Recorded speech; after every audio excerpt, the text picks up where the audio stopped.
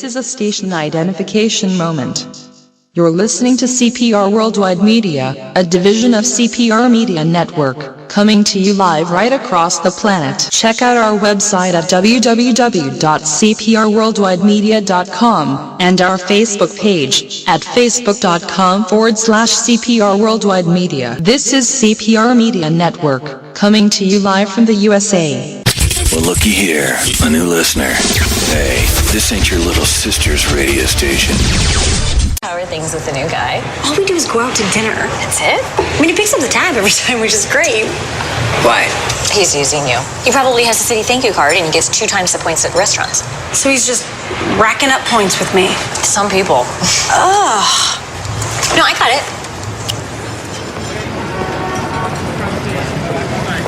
The City Thank You Preferred Card. Now earn 2 times the points on dining out and entertainment with no annual fee.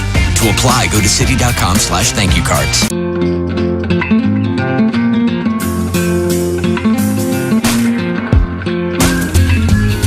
It's not about how many miles you can get out of the C-Max Hybrid. It's about how much life you can fit into it. The Ford C-Max Hybrid, with an EPA estimated range of 540 miles on a tank of gas, and all the room you need to enjoy the trip. Go stretch out. Go further. You think you know the story of Dracula. You have no idea. But I'm going to show you. My enemies threaten to destroy my kingdom. I want the power to save my family. Dreams. Welcome to your life. My name is Dracula.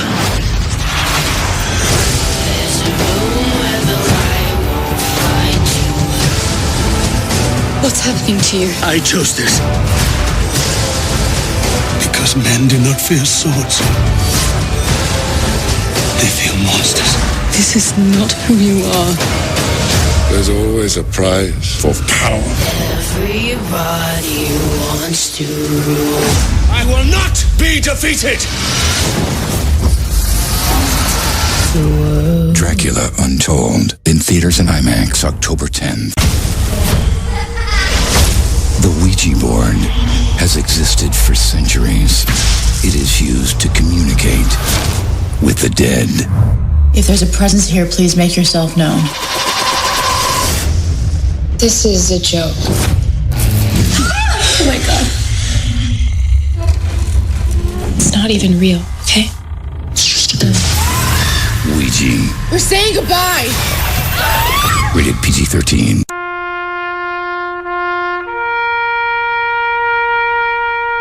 Read something recently worth thinking about. It's the soldier, not the campus organizer, who's given us freedom to demonstrate. It's the soldier, not the reporter, who's given us freedom of the press. It's the soldier, not the poet, who's given us freedom of speech. It's the soldier who serves under the flag, who defends the protesters' right to burn the flag. Isn't it time now to demonstrate that we support our troops? Were it not for the brave, there'd be no land of the free. Fred Thompson's message was brought to you by citizensunited.org.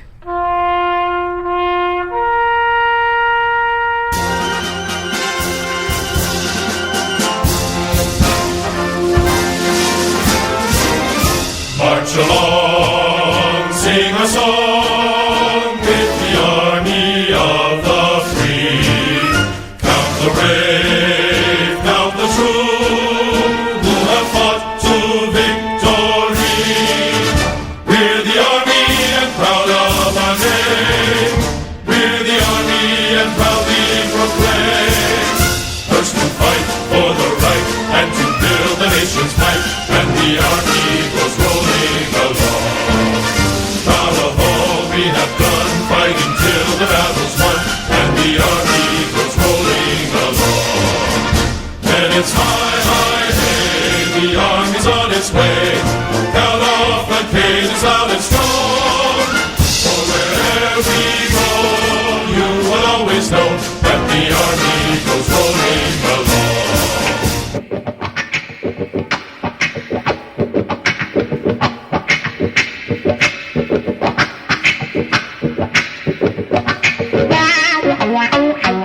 We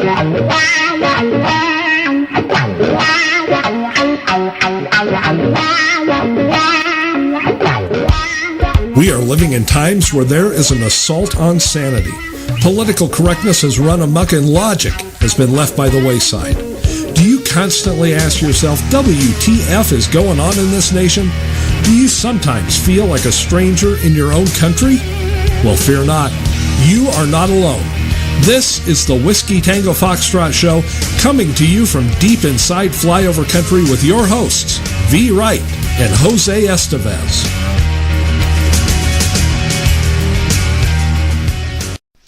And good evening, everyone. It is WTF, and I am your host, V. Wright. And I am Jose Estevez, your undocumented Mexican-American co-host. Folks, we are coming to you live, unrehearsed, unscripted, and unpolitically correct. Welcome to tonight's version of the Whiskey Tango Foxtrot radio show honoring our veterans. Amen. It is our Veterans Day tribute. Guys, we brought this show to you tonight because of the fact that so many of us casually say thank you to our veterans, and we do not necessarily realize the sacrifices that they've made, the hardships that they've endured. And this evening, we have had the honor of bringing 5 wonderful guests from World War II, Korea, Vietnam, Iraq, and Desert Storm to you tonight to give a little tidbit of information to give you an idea of what it was all about, what they garnered for us and that we take for granted. They gave it all so that we could be who we are, and we owe them everything. And Jose, we already have one guest with us, a particularly special guest tonight. Yes, we do, V. Why don't you tell us about it? Okay, before I introduce him, folks, I just wanted to give a little background. At the beginning of the Korean War, there were few airfields in Korea able to support the modern aircraft of the U.S. Air Force. Most of the existing facilities had been constructed by the Japanese before 1945, so World War II, and they lacked runways long enough or strong enough to support multiple landings by large 4-engine cargo aircraft such as C-54s, or jet fighters such as the F-86s. The extensive use of the old runways by World War II vintage United States Air Force aircraft such as the F-51s also demanded frequent and extensive runway repairs. To correct this problem, the Far East Air Forces deployed to Korea engineer aviation units manned by special category Army personnel with Air Force troops, referred to as SCARWAF, S-C-A-R-W-A-F. Among the airfields they repaired or expanded, our first guest worked at Kunsan Air Force Base. At most of these airfields, the engineers laid pierced steel planking for runways and taxiways and replaced inadequate foundations. They also constructed airfield facilities such as jet fuel storage tanks and hard stands. At airfields captured from the enemy, the aviation engineer personnel filled in bomb craters and patched runways. In 1952, the Engineer Aviation Battalions constructed new 9,000-foot concrete or asphalt runways for jet fighters at multiple bases, including at Kunsan. Our first guest tonight is my very own father, who served with the United States Army in the 808th Engineer Aviation Battalion at Kunsan Air Force Base, known as K-8 in military lingo. He served in the Army from February 1952 to November 1953, then 6 years in the reserve. He attained the rank of corporal before being discharged. Without further ado, I want to welcome my dad, Mr. Van. Welcome, Mr. Van. Thank you so much. No, thank you, and you're welcome. You're very welcome for us having you on the show tonight. I appreciate the opportunity to talk to you. Okay. You're welcome. Tell us whatever you want to talk about. You know, your experiences in the military and in Korea, please. Okay. I'll start when I was drafted. I was a plastering plasterer, and I've been in the building most of my life, in the building contractors. And I was plastering at that time, and I was waiting to be drafted. And 33 people from my county went in the military with me. Went in with me. That many of them were I got a picture of the house over here of all the people that was in the military that went in with when I went in. And we went to Fort Custer, Michigan, as an induction. And they made us stand out in a freezing rain one morning until, maybe 2 or 3 hours. And some of the guys died. And I was really, really in bad shape, okay? And we got shipped out to Fort Leonard Wood, Missouri. And I fell down on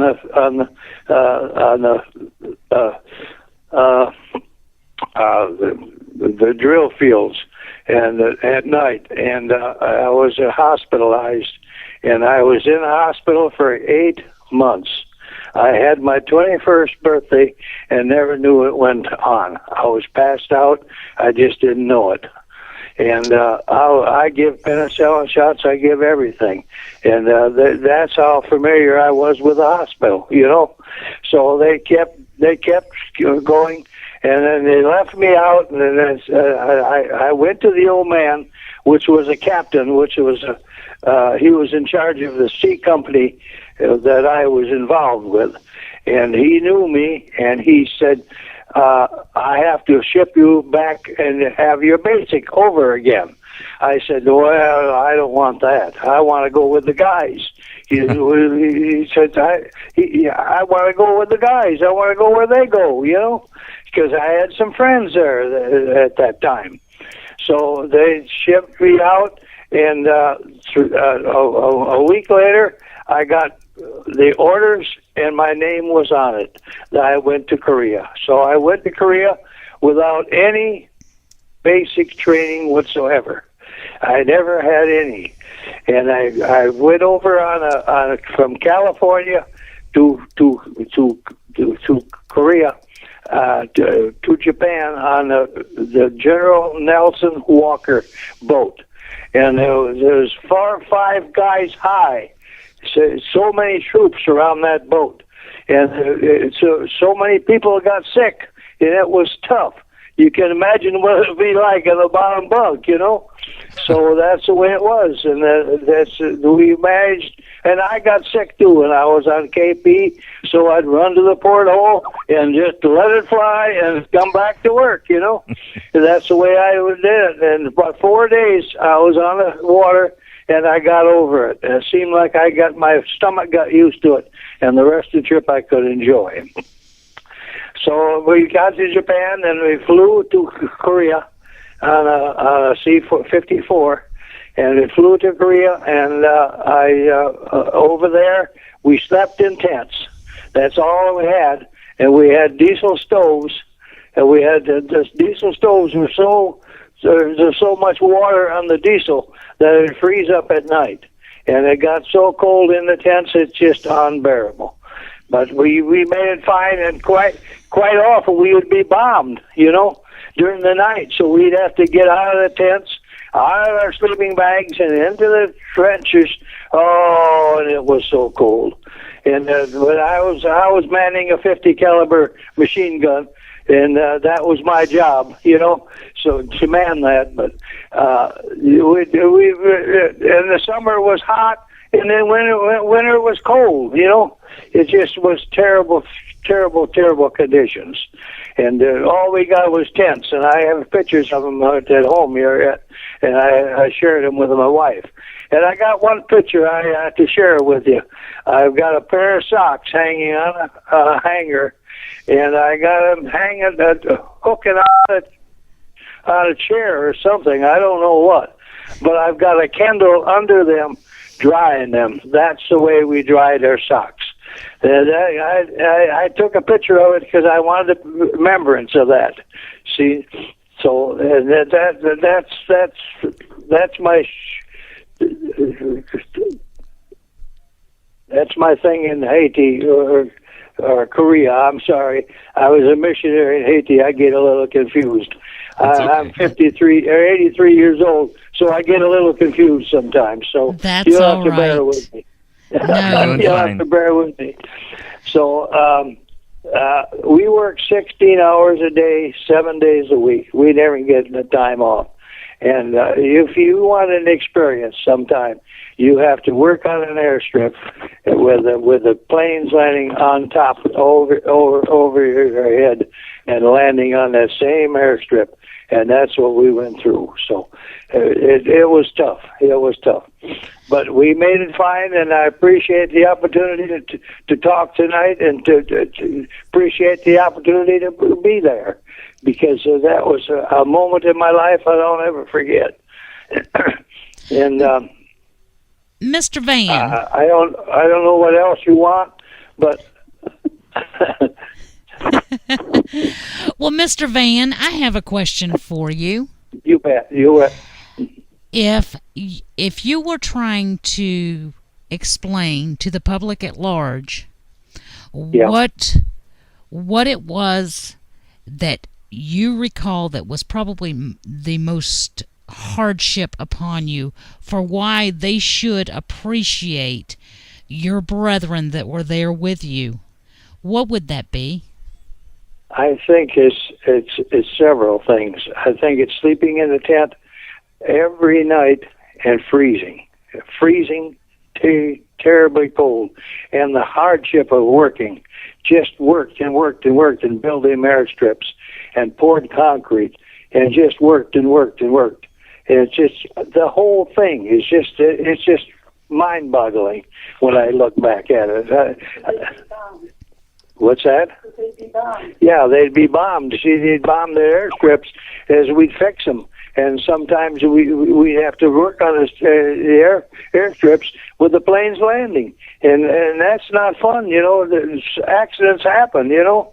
So I saw enough of it, so I don't want to see no more of it. So I don't know what else I could tell you. What can you tell me about the wounded? I saw a lot of people get killed and get wounded because the planes sometimes would run off the air and the airstrip. They were bombed and stuff, and they would come down. They would come down, and sometimes they'd be tipping, and somebody would be working in a airstrip, and the plane would tip, and it'd just wipe several guys right out. And that's a horrible thing to see, because there's sometimes they're buddies, you know. Right. So, that's a terrible thing to see. Now, am I wrong? Am I wrong to understand that you also were wounded? Now, I went on a train guard. I appreciate you asking me that, because I was wounded on a train guard taking the equipment up to the front lines. I was guard on a flatbed, a flatbed train car, and they threw a grenade on their grenade. They threw it on the car. They thought it would kill us. Well, when I heard the grenade go off, I raised my arm to protect my face, and I got a piece of shrapnel from that grenade in my arm. But they wanted to give me the Purple Heart for that, but I see so much of the people that really needed it. I didn't feel I deserved it. Wow. So you you declined a Purple Heart. That is amazing. Yeah. The old man, the company commander, he was a captain, and he wanted to give me a Purple Heart. I said no. I said, just give it to the people that have it coming, you know? So that's the way it worked. What about the food that you ate over there that you always told us about that you're not real fond of anymore? The food, there was no potatoes, there was no milk, there was no ice cream.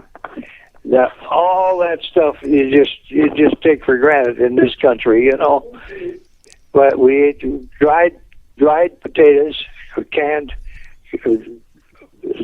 stuff. I guess I don't know what it was. They tasted pretty good. Of course, spam. Oh man, spam. My wife is here. She says that's spam. I ate spam every day for as long as I was in Korea. Every day. They came around to give us a sandwich, and it was spam every day. I know you do not have a calling for spam anymore. I can't eat spam yet today, you know. you know you're not long.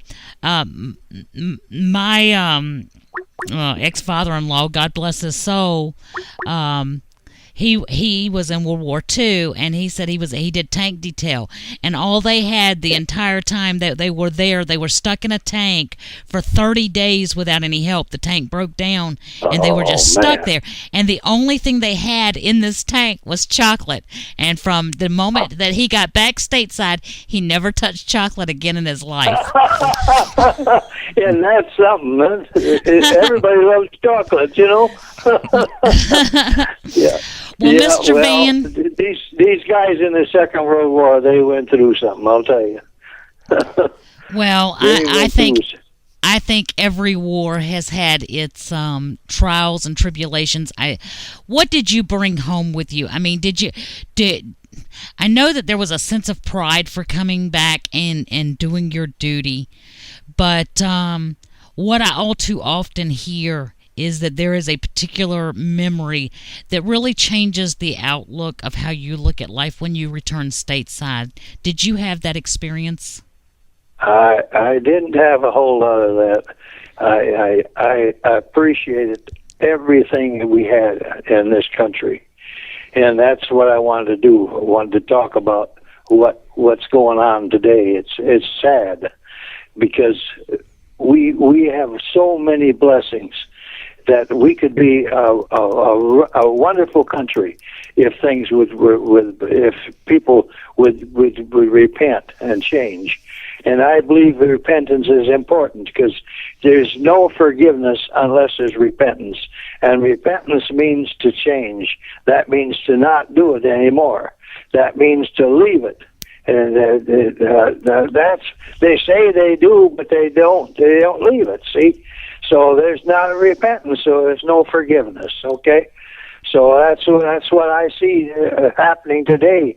They don't care. People don't care for one another like we used to, you know?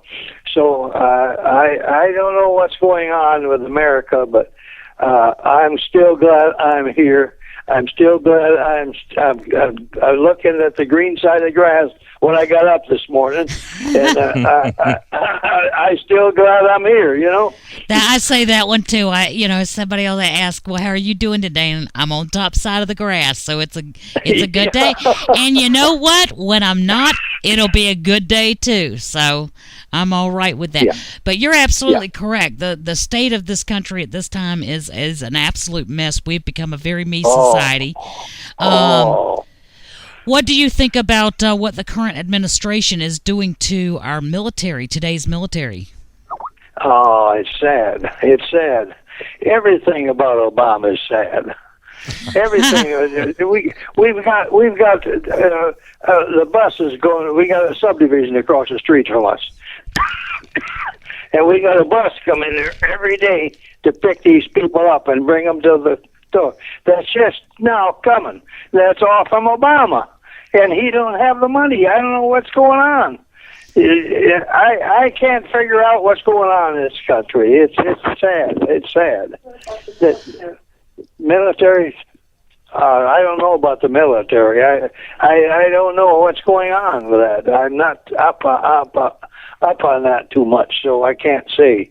Well, so, I'm sorry, I can't answer that. Well, we appreciate it. We appreciate you being here this evening. It has been a genuine pleasure to have you on the show.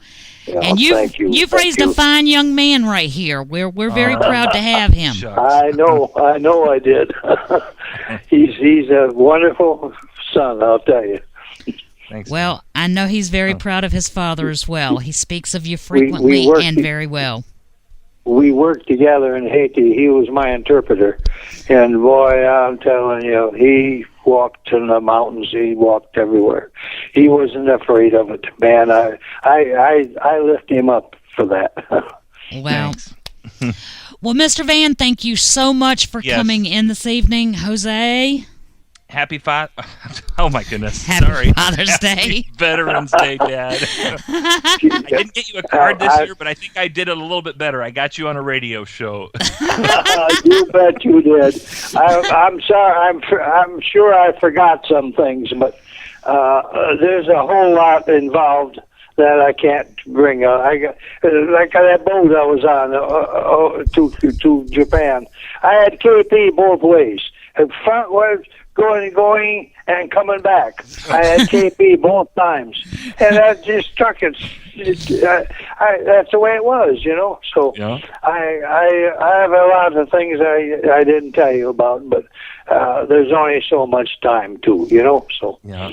Well, we would like to have you come back some other time and give us more details. Would you be willing to do that? Oh yes, anytime. Well, anytime. We thank you very much for being with us tonight. God bless you. Thank you, sir. My debt of gratitude for the freedoms that I'm able to enjoy just truly go with you. Well, thank you. Them are pleasant words, but I like to hear them. Thank you so much. Yeah, thank you very much for your service. You bet. Thank you. Okay. Y'all have a nice night. You bet. You too. Okay. And we have our next guest on the line, but guys, we're going to take a break a few minutes early here so that we can go into our next guest. You guys stick with us. We'll be back in a moment. This is a station identification moment. You're listening to CPR Worldwide Media, a division of CPR Media Network, coming to you live right across the planet. Check out our website at www.cprworldwidemedia.com and our Facebook page at facebook.com/CPR Worldwide Media. This is CPR Media Network, coming to you live from the USA. Well, looky here, a new listener. Hey, this ain't your little sister's radio station. How are things with the new guy? All we do is go out to dinner. That's it? I mean, he picks up the tab every time, which is great. Why? He's using you. He probably has a city thank you card and he gets 2 times the points at restaurants. So he's just racking up points with me. Some people. Ugh. No, I got it.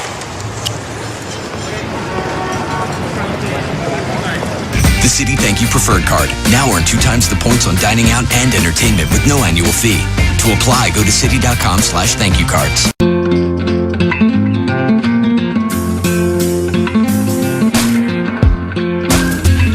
The design of the Ford Escape is clearly intended to grab your eye.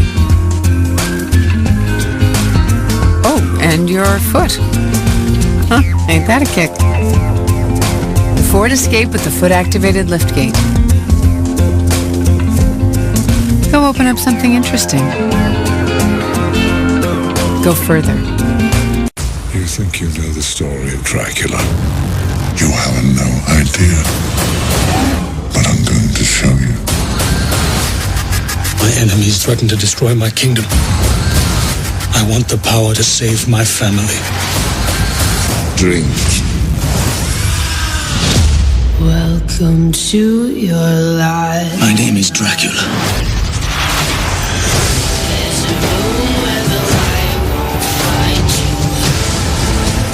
What's happening to you? I chose this. Because men do not fear swords.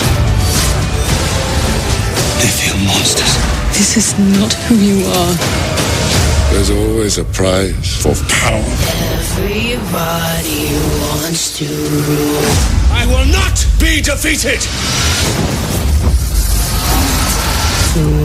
Dracula Untold. In theaters and IMAX, October 10th. The Ouija board has existed for centuries.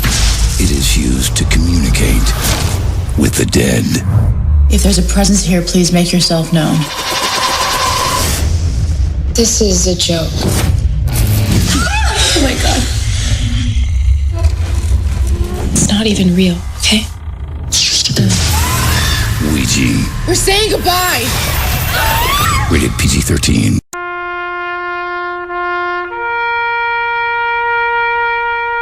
Read something recently worth thinking about. It's the soldier, not the campus organizer, who's given us freedom to demonstrate. It's the soldier, not the reporter, who's given us freedom of the press. It's the soldier, not the poet, who's given us freedom of speech. It's the soldier who serves under the flag, who defends the protesters' right to burn the flag. Isn't it time now to demonstrate that we support our troops? Were it not for the brave, there'd be no land of the free. Fred Thompson's message was brought to you by citizensunited.org.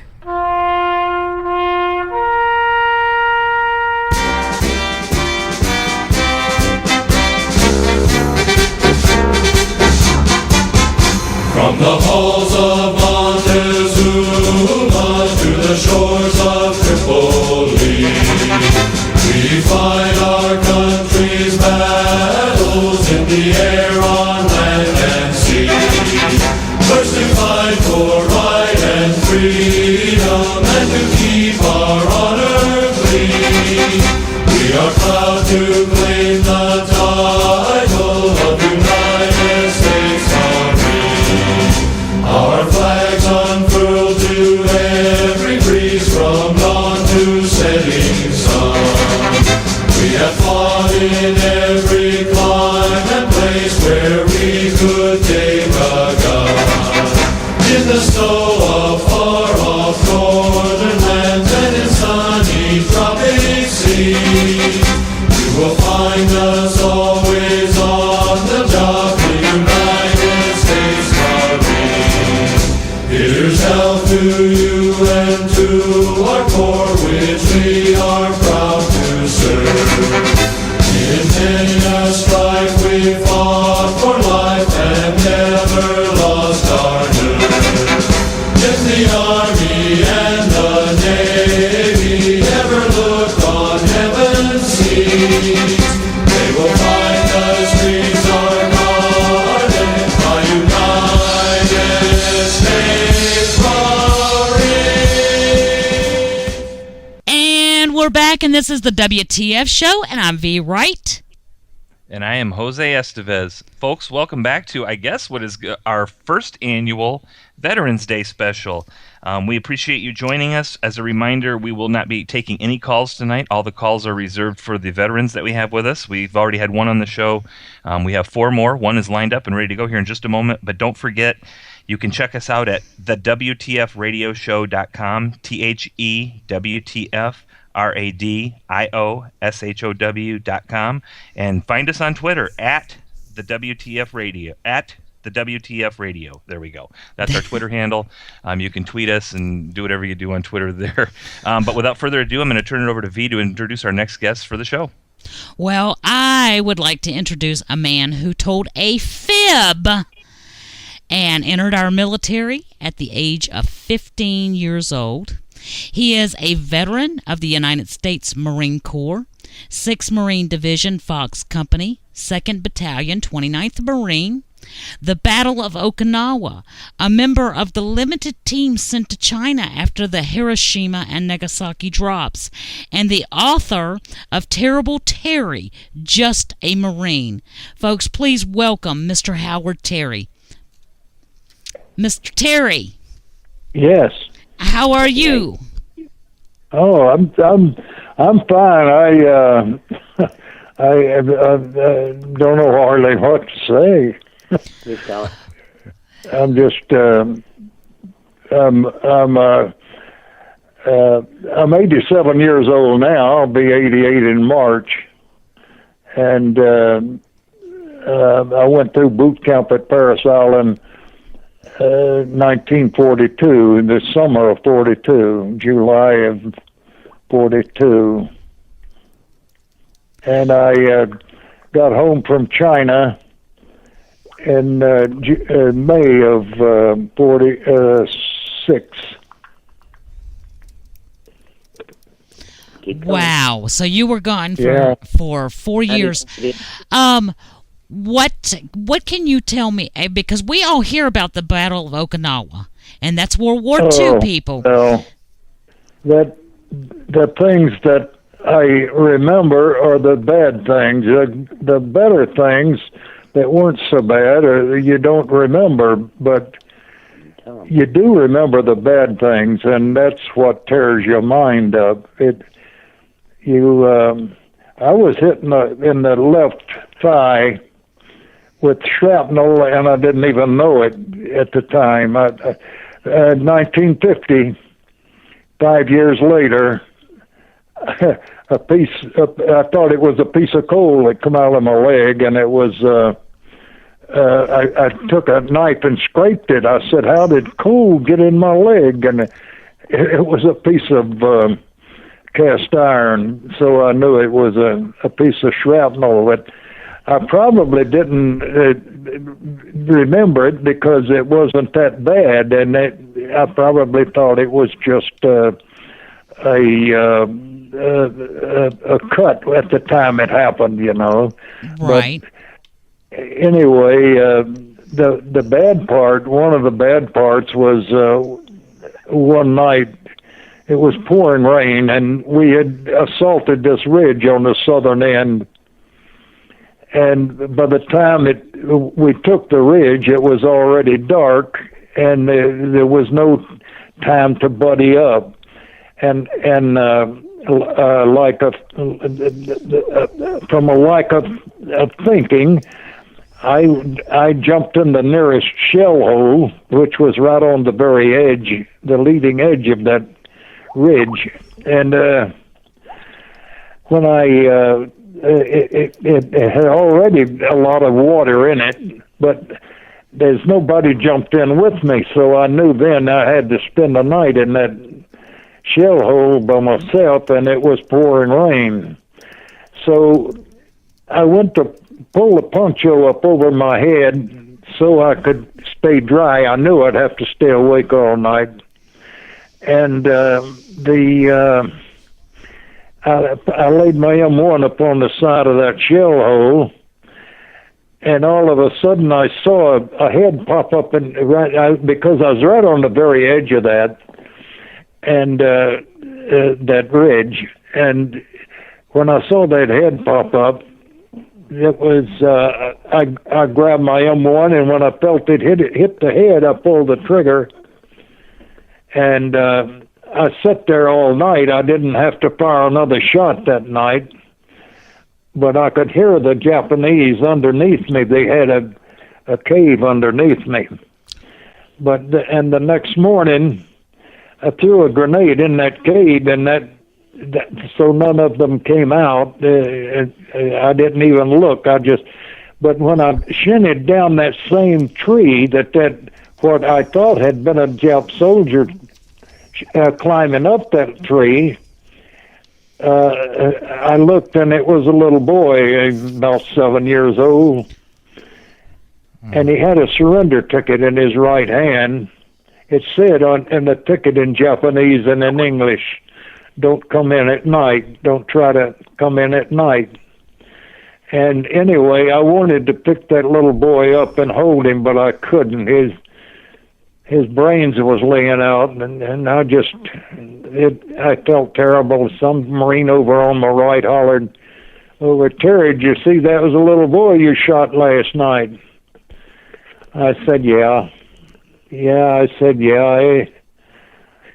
Anyway, we fought the next day through a strip of jungle, and there was a lot of fighting and shooting. And that night, I got a chance to buddy up that night in a clearing, and I buddied up with Pop Taylor. We called him Pop. He was 30 years old, and there was I gave him the first watch because I hadn't had a wink of sleep for at least 72 hours, and I was so dead. Anyway, he shook me. He was shaking me, and I took the first night to sleep, and he was shaking me the first hour, the first shift. Right. And he was shaking me. Terry, wake up. There's one out there. He had done fired his M1 at him, a 30-06, going off right next to you. You'd think that would wake you up, but it wouldn't if you're tired enough. Right. he started saying, "Terry, wake up, wake up! There's one out there, and he's still coming." I shot, but he's still coming. His rifle jammed. It had range, you remember, and the chamber on those M1s, if they got a little rust in them, they wouldn't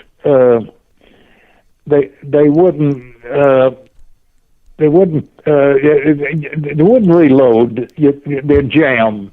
Right. So I quick shoved my rifle into his hands. I said, "Here, take mine." I didn't raise up because I didn't know where the guy was. Anyway, he took my rifle and fired it. It done the same thing, but it stopped him. And in the morning, we looked, and he had a samurai sword right on the very edge of our foxhole. And he had it drawn back. If it had been 1 second later, we'd have both been, well, anyhow, we survived that. But there was a little girl, too, that came up before we even got there. A little girl in the daytime. She came up, and a little Okinawan girl, and she had a hole all the way through her side on the left. It was on her right side, and you could see daylight all the way through, and the maggots was working in there to keep it, and that's what saved her from gangrene. But the corpsman told me that she would be all right. And then there was those 2 Japanese nurses under that floor that committed suicide. If I'd have been a little older, I might have been able to talk them out of it. But at the time, I was 18 years of age, and I just didn't know enough. You were just a baby. Yeah. You were just a baby. They blew themselves up, the 2 young Jap nurses. And this old Okinawan man, he could speak English. And he said he taught English at Naha, but I don't know if he did or not, because it was pretty broken up English, but he could understand, and I could understand him. Anyway, he didn't want to. I sent him under there to tell him, to come out, that we wouldn't hurt him or nothing. But anyway, he started under there. And he didn't even get halfway. He come running. He comes scooting back out of there, and he said they're going to blow themselves up. And I said, and just about the time he said that, there was 2 explosions, and he wouldn't go back. And he was thirsty, very thirsty, and drinking water was extremely hard to come by there. So I had 2 canteens of water, and I told him I'd give him a canteen of water if he'd pull them out. So he pulled them out, and they was on their back, and they were teenagers, and they were the prettiest young gals you ever seen, and it was just a crime, a waste. I just hated to see stuff like that. And then there was the Corsair pilot. I'm just telling you these things just as they pop in my mind. Right. Mr. Terry, I got a question for you real quick. First of all, thank you for your service. You've obviously been through a lot in your life. Thank you for being on our show tonight. 2 things. Where did you get the nickname Terrible Terry that you had mentioned? I think that was the title of your book. And also, why did you join so young? What made you, at that young age, want to join, and knowing you were probably going to go off to war overseas and do those kind of things? What made you want to join at that young age? Well, when the Japs bombed Pearl Harbor, I was at Tennessee Industrial School, and when I ran away from the place. It was a bad place for kids in those days. It changed later, but when I was there, it was they were hard on kids. But anyway, I went down to the Marine recruiting station, and the guy told me, he said, "You're not 17 years old." I told him I was 17, and he said, "No, you're not. So he said, and if you were, you'd have to have your mother's signature. Well, I knew what he was talking about, so I told my mother I'd give her $30 of my $20 a month if she would sign for me and tell him I was 17, and she did. So that's when I went in the Marine Corps at the age of 15. But I went through Paris Island, and to me it was a PUD. It was to me it was easy, but to everybody else in the platoon it was hard. But it was easy for me because I was getting paid to do less and to have an easier life than I was having at Tennessee Industrial School. So I loved it. I really loved boot camp. And so they shipped me to Northern Ireland. After I got out of boot camp, I went to Quantico, and from Quantico, one night they put us on a train at after dark. We got on a train. It was just boxcars is all it was. We went to the docks at New York, and before daylight, we was out to sea in an old Spanish liner all by ourselves. And this was in September of 1942, and the Germans were sinking everything going out there at that time. But we was by ourselves and in the old Spanish liner, and I think the only reason we made Belfast, Northern Ireland, was because of the fact that they didn't want to waste a torpedo on an old derelict. But there was a battalion of Marines on there, and somebody would drop something in the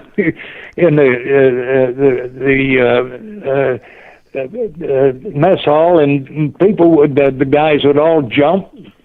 But anyway, we made it, and I was there until after the invasion of. I guarded the ammo dump that they used the ammunition for the Normandy invasion was in Ulster, just outside of Londonderry, and I think I'm the only U.S. Marine that boarded a German bomber. It was pouring rain, and I think that pilot was lost or something. He was very low. And anyway, I emptied my M1 at him, but anyway, we was there until after the invasion of Normandy. Then they shipped us home, and that's I went from the States. Then I went over to Okinawa.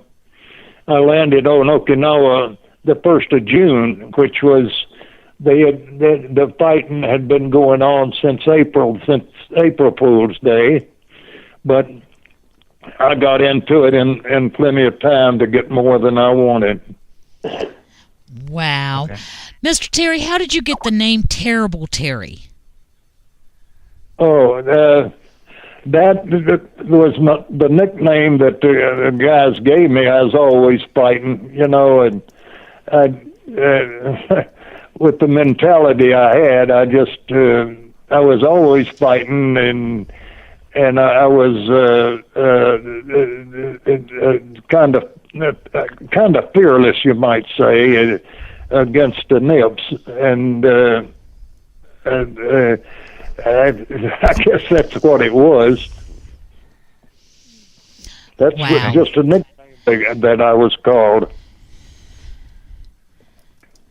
I have a question. You were a part of a limited team that went to China. Oh yeah, well, we got back from Okinawa and we went to Guam, and I was on Guam when they dropped a bomb on Hiroshima and Nagasaki, and at first we didn't believe it. We just thought they don't have a plane big enough to carry that big of a bomb. But anyway, we found out different, and Harry Truman sent us to Chifu. Well, before we got to Chifu, the communists had taken Chifu, and so they sent us on up to Tsingtao, China, and people don't know it, and they kept it quiet at the time, but there was 11 Marines murdered by the Chinese communists in North China between 1945 and 1949. When the 1949 is when the Marines left China. There hadn't been any end since then, but wow. And we did about everything there. I recorded quite a bit in my book. There was a Catholic priest that wanted a Christmas tree for Christmas 1945, and we loaded up Marines in a 10-wheeler, 6-by we called them, and we took 75 millimeter artillery with us. We pulled that with us by the truck, and we went up in the mountains, which was a long way from Tsingtao. And I think the communists didn't attack us because they seen how we were loaded with good equipment to fight them. But anyway, we got the Christmas tree and we brought it back to Tsingtao. So the priest in Tsingtao could put it up in the Catholic Church. That is absolutely amazing. Well, Mr. Terry, I cannot thank you enough for your service. You know, you and I have spoken, quite a bit over the last couple of days. But I think that our listeners have gotten more than a superficial view of why we appreciate our soldiers and what you guys have gone through in order to afford us the freedoms that we have today. Sir, I cannot thank you enough. Neither for can everything. Neither can I. Appreciate your service and everything you've been through. The book is a very interesting book to read. I can't talk on the phone, but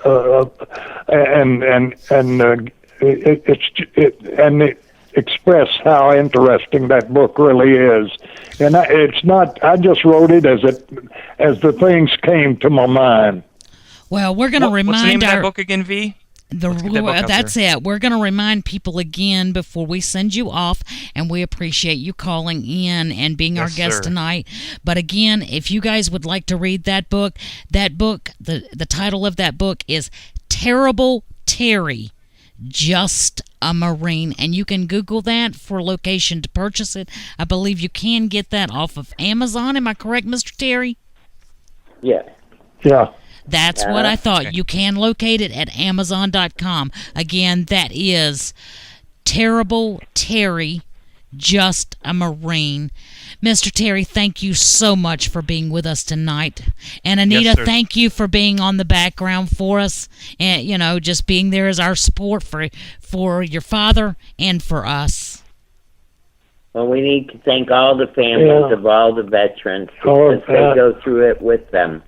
Amen. Absolutely. Amen. The loneliness is the worst part. Well, we appreciate you being here, and you guys have a wonderful night, and I will talk to you again tomorrow. Thank you. Thank you. Thank you, Veronica. Y'all have a good one. All right. Good night. Good night. Oh, I sent you the book. I sent it yesterday. Well, I appreciate it, Mr. Terry. Go. Thank you so much. That's awesome. And my co-host is so jealous. I want a copy. It's good. I'll get a copy. We're good. Y'all have a great night. Yes. Take care. Veronica. Yeah. I'm just not good on the phone, hon. You did a wonderful job. You did a wonderful job. Yes, you did. And we have another guest on the line. Yes, we do, folks. We've got our third guest for the evening. We promised you a non-stop lineup here, and our next guest is J.B. He was in the U.S. Army for 7 years. He was a Patriot crew member. We're moving ahead now in the timeline. We're moving ahead to Desert Storm, if you remember that, at the early 90s. He was a Patriot crew member, then became a crew chief. He was in Saudi Arabia during Desert Storm, attaining the rank of sergeant, and he was with the 4/43rd ADA, which is Air Defense Artillery. And I Googled some information about this, and we all heard a lot about the Patriot missiles back during Desert Storm. And a blurb that I read said, Patriot performed superbly during Desert Storm, starting with only a theoretical capability against tactical ballistic missiles in August 1990. The requisite software was developed and fielded, and 500 new missiles were built by the time the ground campaign began in February. 8 more software upgrades were delivered during the course of Desert Shield, Desert Storm.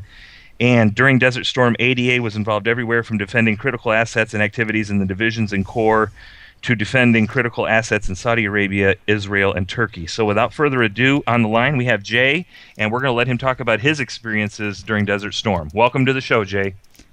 All right, thanks, Jose, and thanks, V. Thank you guys for having me Jay. on. I really enjoyed listening to the first two gentlemen that were on. I love listening to those stories of the guys in the campaigns of Vietnam and Korea and World War II. It's quite interesting to me. My story, I'll start with a little backstory. I'm glad Jose brought up the issue about the Patriots not actually being an anti-missile, so to speak. It all started, my dad was in the Air Force for 8 years, so I had a little bit of knowledge of the military from him. I was unemployed, and I was about 20 years old when I went down and talked to the recruiters. And the Army recruiter is the guy who got me the most. He was the most engaging and had me all gung-ho to join the Army. So fast forward a little bit, I went through basic training, and after my first day, I got off the cattle car. This was at Fort Sill, Oklahoma. And those guys, we were all carrying our gear, and we hopped off the cattle car, and the drill sergeants just went crazy. They were like mad hornets. They were everywhere. There was probably only 10 of them, and I think 400 of us, but it seemed like they were everywhere. And that was quite a shock. I said, what have I got myself into? But my first job was with the Pershing missile. That was late 80s.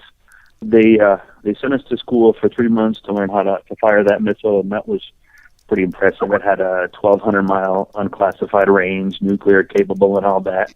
But I went through basic, went through the school, and got to my first duty station in Fort Sill, and they signed a treaty with the Soviets to get rid of the missiles. So that took care of that job. We just kind of pulled guard duty and were there for inspections. The Soviets came to inspect our motor pools and make sure we were following the rules and doing everything we were supposed to destroy the missile.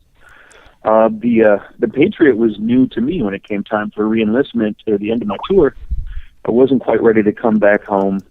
Decided to go into the Patriot missile, and I just heard about it, and they offered a bonus too, so that helped. And I wanted to go to Germany. My first enlistment, that didn't happen, so I reenlisted with the Patriot with the direction that I was going to go to Germany. Went there, loved it, got to see Europe. I was there, I don't know, about 3 or 4 months, and then the whole Desert Storm thing happened. So we shipped all of our Patriot equipment from Germany down to Saudi Arabia. And I'm just going to roll on if you guys want to jump in at any point and stop me and say, hey, what about this? What about that? Go right ahead. We got a hard break coming up right at the top of the hour, so we'll kind of cut. We got about a minute and a half here, and then we'll, definitely. So just keep rolling right now, kind of bringing it to that. All right. Perfect. Very good. So we put all of our equipment on a railhead in Germany, brought it up to the port in northern Germany, and sent it down by ship to Saudi Arabia, to Dhahran, where the port was. We flew down in a C-5, all of our gear, our weapons at hand, and that was quite an intense 8-hour flight with the weapon right there. We landed at night, and this was one of my big memories. As soon as we got off the plane, and we saw F-15s taking off, and you see the jet wash and the lights from the light from the exhaust. That was pretty impressive. When we knew we were in some business there. So wow. We actually spent 2 weeks waiting for our equipment in a little place called Kobar Towers that the Saudis built for another group, but nobody used it. This huge apartment complex with all these buildings and nobody in them. So we kind of took that over. And our biggest thing, or at least my biggest worry, was the chemical weapons that that Saddam kept pushing. Oh, you mean the forefront. weapons of mass destruction that didn't exist until like recently? Is that what we're talking about? No, he threatened to use chemicals because he had used them on the Kurds before. Right. He killed 50,000 Kurds, and he was, and he had already used chemical weapons. So we were a little leery of that, and that's all the training that we did. Put on our chemical suits and our mask, and trained and sweated our butts off in our charcoal suits, and that, just listening to the side effects and what happened before it killed you was, that really had me concerned as a whole. Jay, we're going to ask you to hold up for just a moment before we get you, and we're going to bring you back after the break, and we're going to take a short break, guys. Jose? Yeah, we have to, folks. We'll be right back, though. We hate to, but we have to. Somebody has to pay the bills. Yep, got to pay some bills. This is a station identification moment. You're listening to CPR Worldwide Media, a division of CPR Media Network, coming to you live right across the planet. Check out our website at www.cprworldwidemedia.com and our Facebook page at facebook.com/CPR Worldwide Media. This is CPR Media Network, coming to you live from the USA. Well, looky here, a new listener. Hey, this ain't your little sister's radio station. How are things with the new guy? All we do is go out to dinner. That's it? I mean, he picks up the tab every time, which is great. Why? He's using you. He probably has a city thank you card and he gets 2 times the points at restaurants. So he's just racking up points with me. Some people. Ugh. No, I got it. The Citi Thank You Preferred Card. Now earn 2 times the points on dining out and entertainment with no annual fee. To apply, go to citi.com/thankyoucards.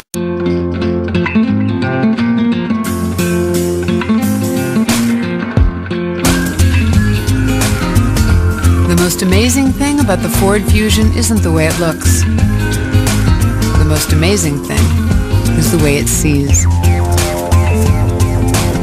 With blind spot technology, a lane keeping system, and a standard rear view camera, the Fusion is ready for whatever comes your way. Go prepared. Go further. You think you know the story of Dracula?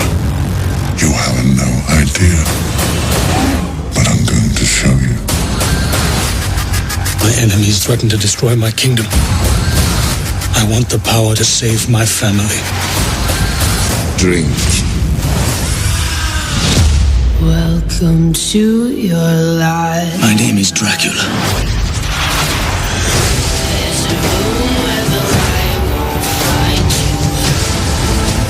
What's happening to you? I chose this. Because men do not fear swords. They fear monsters. This is not who you are. There's always a prize for power.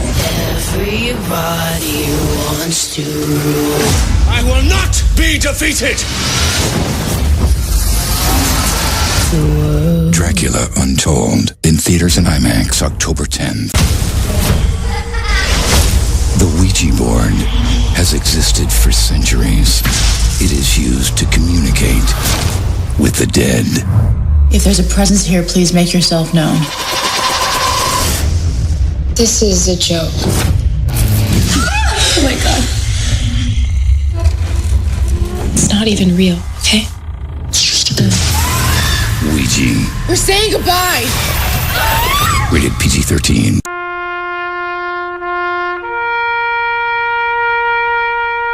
Read something recently worth thinking about. It's the soldier, not the campus organizer, who's given us freedom to demonstrate. It's the soldier, not the reporter, who's given us freedom of the press. It's the soldier, not the poet, who's given us freedom of speech. It's the soldier who serves under the flag, who defends the protesters' right to burn the flag. Isn't it time now to demonstrate that we support our troops? Were it not for the brave, there'd be no land of the free. Fred Thompson's message was brought to you by citizensunited.org.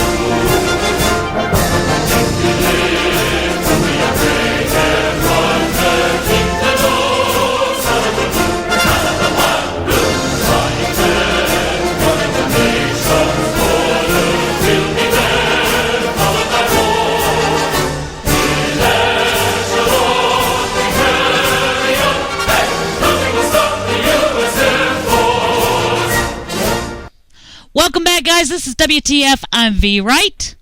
And I am Jose Estevez. Welcome back, folks, to the second hour of the show, honoring America's veterans. We have 5 of them with us. 2 have already been on. We are right in the middle of talking with Jay from Michigan, who was with Patriot missile batteries in Desert Storm. So without further ado, let's turn it right back over to Jay to talk about his experience. All right, thank you.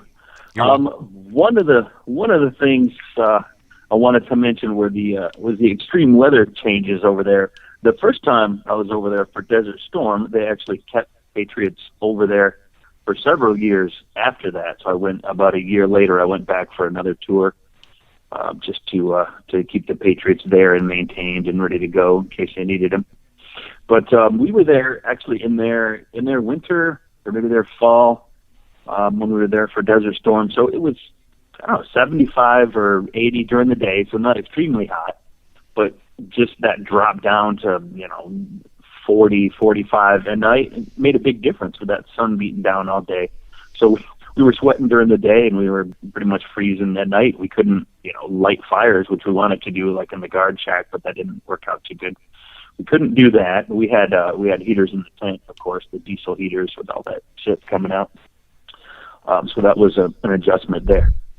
Excuse me, there. Where was I headed here? I had something else pop in my head, of course, which happens quite a bit.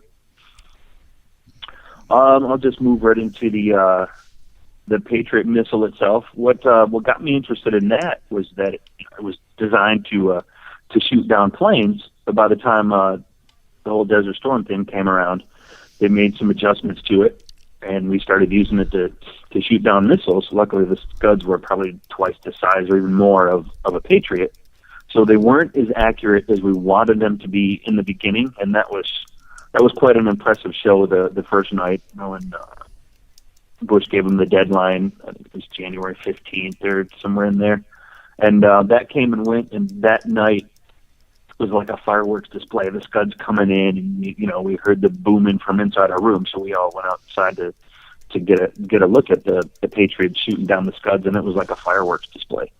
It was pretty impressive. When we were driving out to our site, we actually moved twice when we were out there. We ended up guarding a city that had a lot of their weapons in it to just protect them from Scud attacks. We did shoot down. We only shot down one, but that was a pretty exciting time. We heard this boom. We were inside our tent eating dinner. I remember this specifically because I had chocolate pudding. That was the last thing left on my tray to eat, and that's when we had a PA system because our Patriots are so spread out. And they said air attack, and the next thing you know, boom, and we thought we got hit by something. We heard a loud explosion and sand flew, and we were about 150 yards from the Patriots, but that was the sound of one of our Patriots leaving the canister at Mach 2. We had that boom, and we all hit the ground, put on our chemical gear, and ran into a specific bunker we had, which that was pretty intense because when you have all that chemical gear on, your heartbeat is amplified about 10 times, so it feels like it's right in your ear. We actually got the all clear from that after about 45 minutes in the bunker. We had shot down the Scud that they sent our way, and the word was that they were sending the Republican Guard or some of their special forces to take out the Patriot units, and that's why they sent that Scud over there. So we were a little on edge that night. We had an alarm probably 1 o'clock in the morning. We all threw our gear on, and I remember running out there to the concertina wire that we had around the perimeter and just dropping down to my knees and on my elbows to get ready and locked and loaded. I was ready to go, but there was nothing out there. But that was quite an intense moment. Now, on the way out there, I mean, this was the first time that I had actually seen any kind of Islamic person doing their thing, so to speak. We were driving out there in our 10-ton man trucks with 20-foot trailers with, Patriots on the back and all that. And we drove for about an hour or so to get out to our first site. And all along the way at different times of the day, you'd see these cars pulled over, and these guys would get out on their prayer rugs and, do their thing. And when I was over there the second time, I heard the call to, I didn't know it was the call to prayer at that time, but they had this loudspeaker and they had this, this voice go over the speaker, and it was all the time. I said, wow, these guys are dedicated. But I had no idea how dedicated until I finally started paying attention to what they were doing around the world. And it's kind of concerning to me because I recently, I've done a lot of following of what they're doing around the world and how they're kind of imposing their views and their lifestyles and their laws on everybody.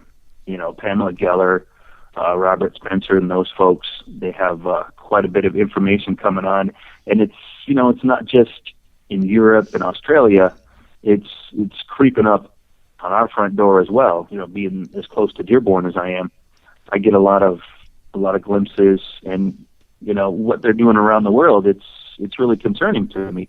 We recently got an infidel tattoo with the American flag under it, and I'm surprised how many people have no idea what that word even means.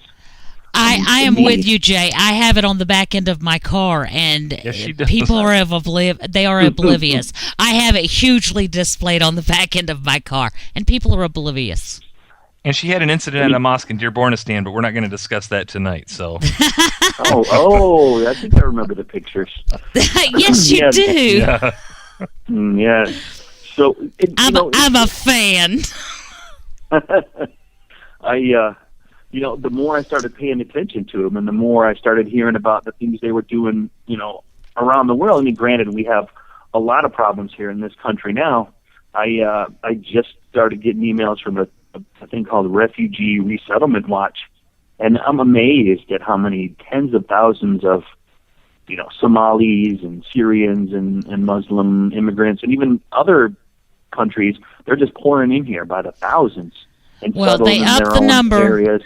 the State Department upped the number this year. Prior to this year, since 1992, it had been 250,000 per year, and they have upped the numbers this year. Yes. Well, Jay, thank you so much for your service. The Patriots definitely distinguished themselves in Desert Storm, Desert Shield, and Desert Storm.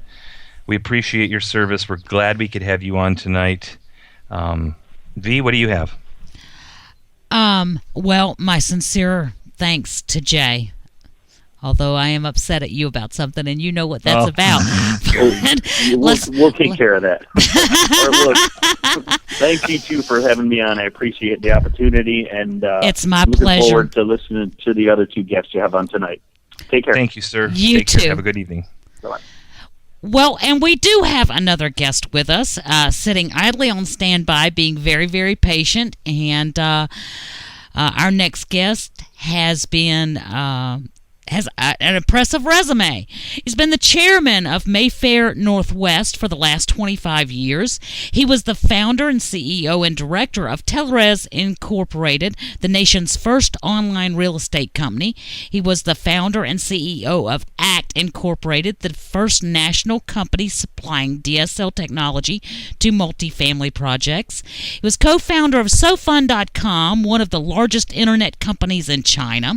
Former vice president of Electronic Data Systems, former president of Westside Federal Banking Corporation, author of Trainwreck in a Small Town, of Nam Arama, of Goodbye Mexico, and his latest book was The Politically Incorrect Guide to Vietnam War. And guys, please get it. It is brilliant. I am reading it. And he is here today because he is a veteran of the United States Marine Corps, Vietnam, where he was a decorated captain pilot, serving 3 years in Southeast Asia, reporting for flight school as a second lieutenant in 1962, I believe. 1963.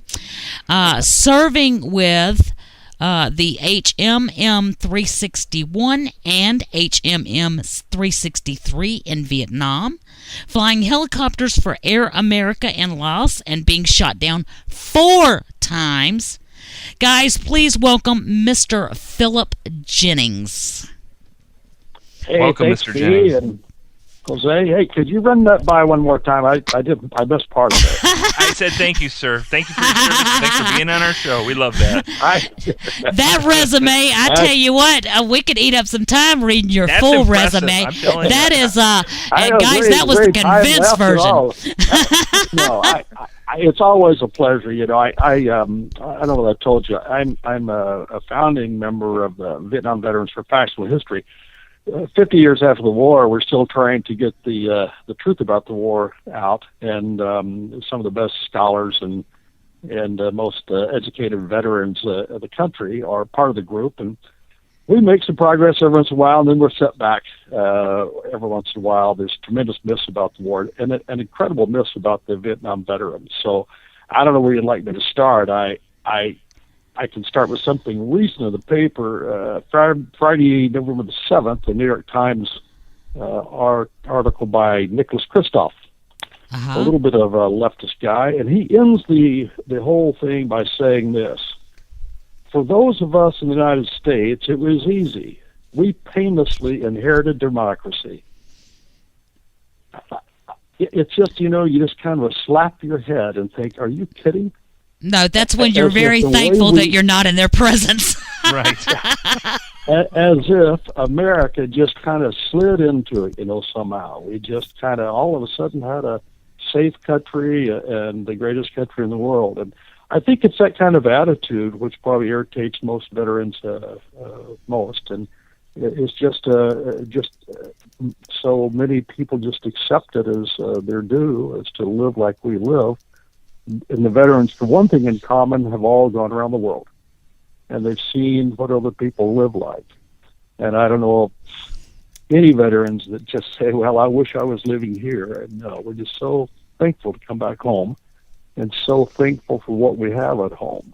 So anyway, a little bit of history. I joined the Marine Corps in college, went straight to flight school, got my wings 64.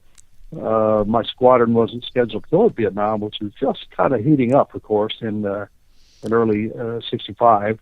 And there was another squadron going, so my buddies and I volunteered to go to that squadron with some guys who were married who weren't quite as stupid as we were, or at least they had wives that to stay home and be with their families. So we went over 65, was there 65, 66, came back, and I couldn't fly, and I got out of the hospital and became a grunt for a while, but on the state side.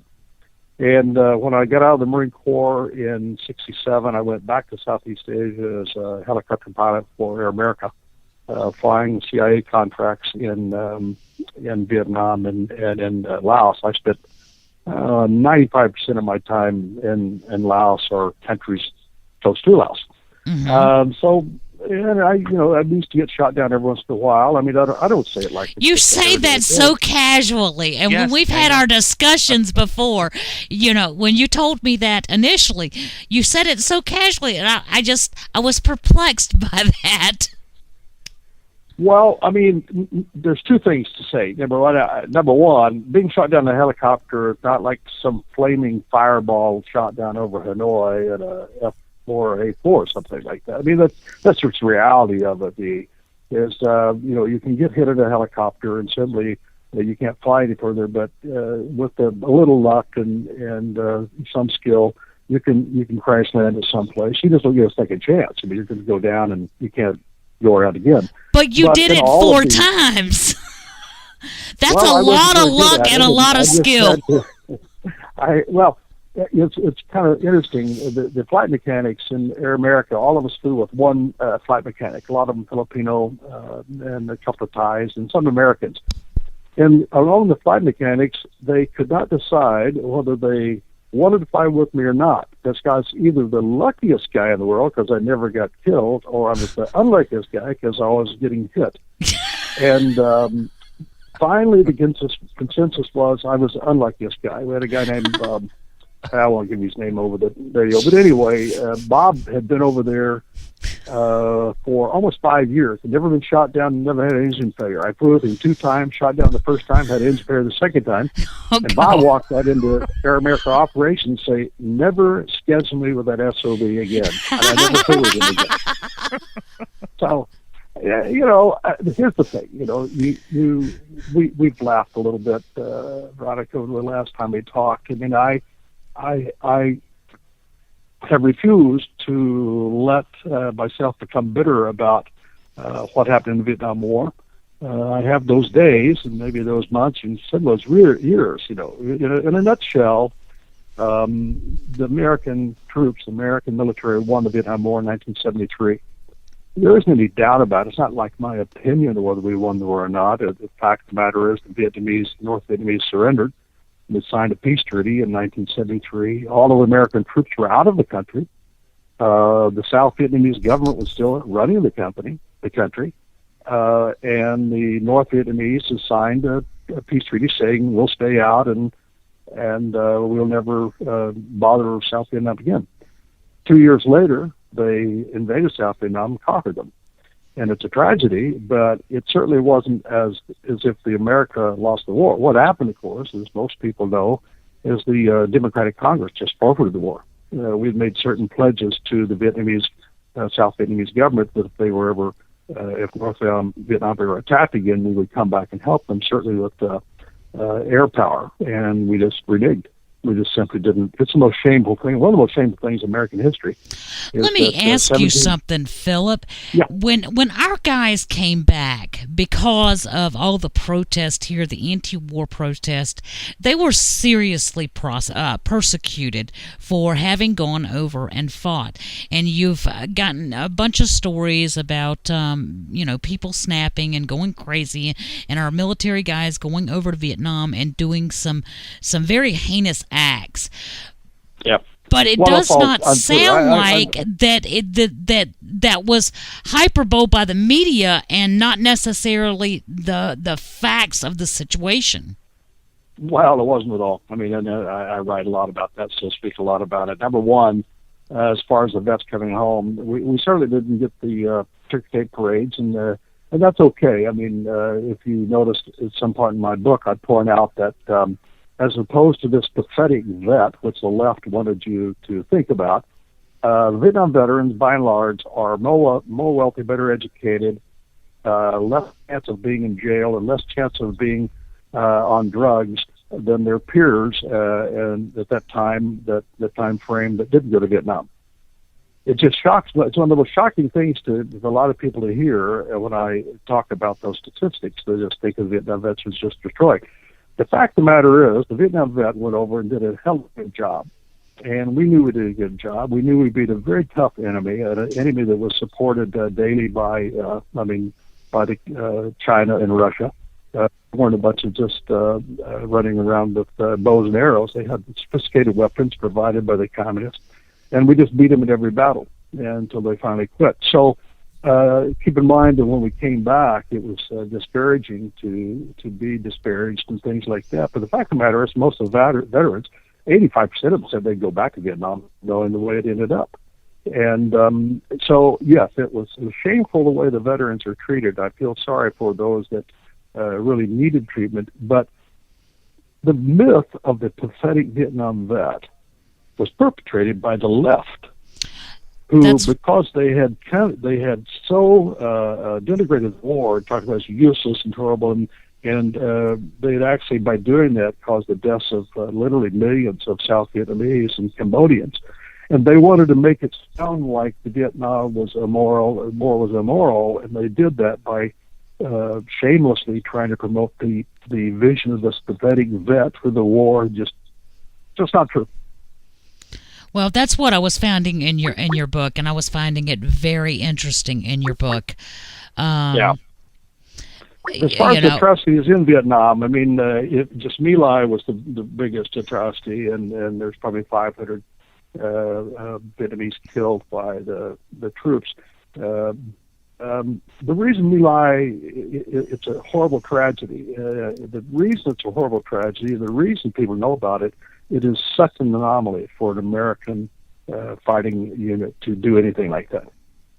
It was common everyday practice by the communists to kill women and children, to attack villages, kill off guys' heads, the chiefs. It was such an anomaly, such a horrible for American troops to do that. That's why everybody knows about it. Right. There were other somewhat, acts that probably wouldn't bring honor to us. It was a 10-year brutal war, and it happens in every war. But the troops behaved greatly. They were great troops, and we simply won the military war and came home. Well, you guys did a phenomenal job. The thing is that, and you and I discussed this, the amount of people that walk up to you and say, oh, you're a veteran, nice job, we appreciate it, but they really have no idea what sacrifices or what hardships were gone through by our veterans, and, you have firsthand knowledge. In addition to that, a lot of people don't know what Air America is. I mean, military guys from back then, they know what Air America is. And, I'd like you to expand upon that a little bit as well. Sure. Yeah, Air America. I won't go back to the whole history of it. I'm kind of a pseudo-historian, so I can blabber on forever. But a lot of people might think back to where there was an old comic strip called Terry and the Pirates.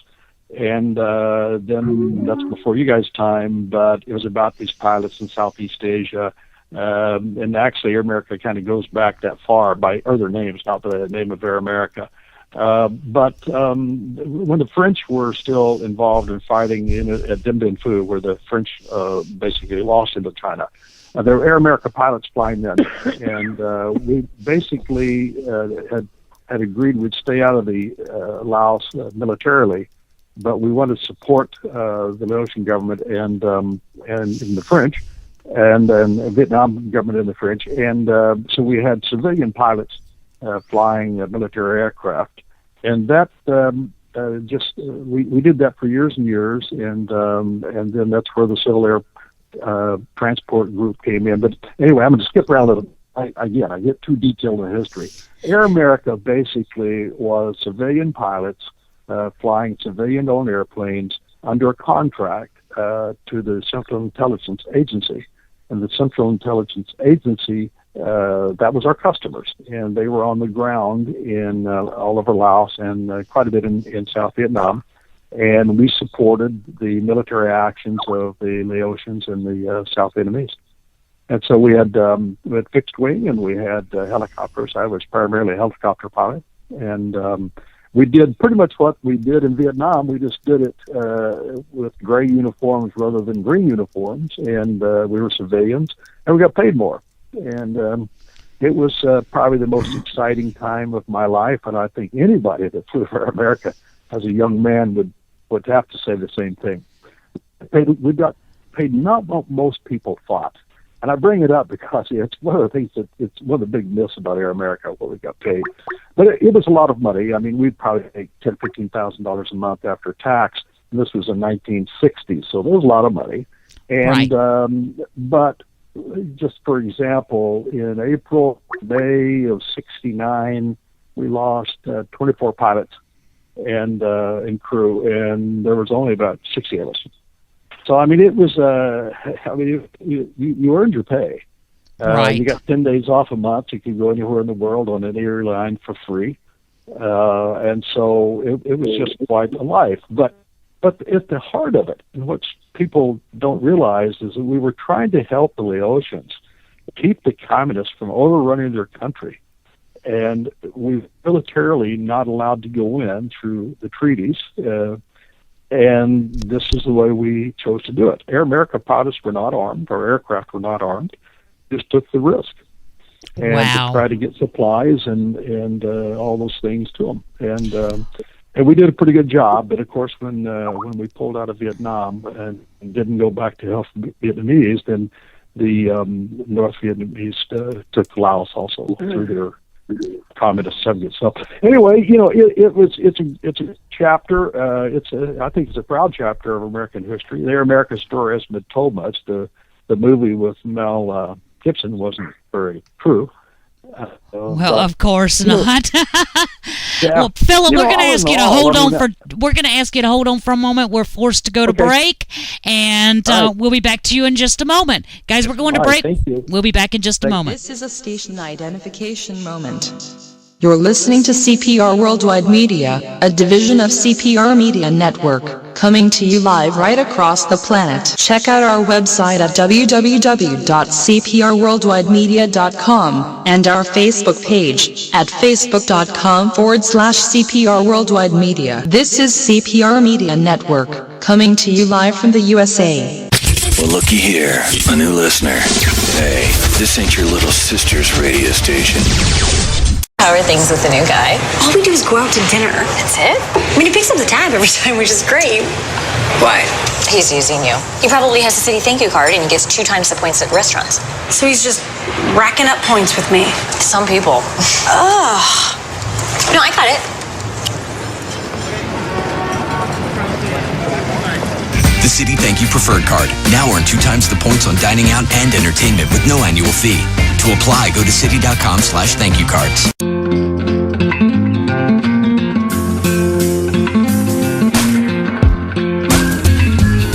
It's not about how many miles you can get out of the C-Max Hybrid.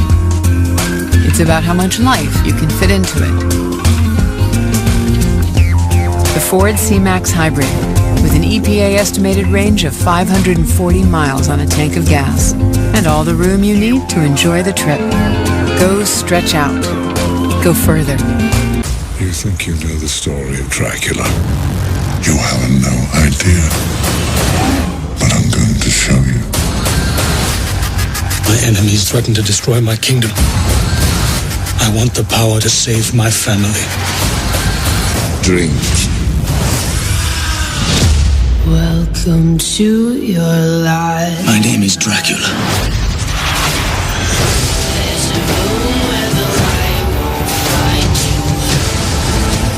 What's happening to you? I chose this. Because men do not fear swords. They feel monsters. This is not who you are. There's always a prize for power. Everybody wants to rule. I will not be defeated! Dracula Untold, in theaters and IMAX October 10th. The Ouija board has existed for centuries.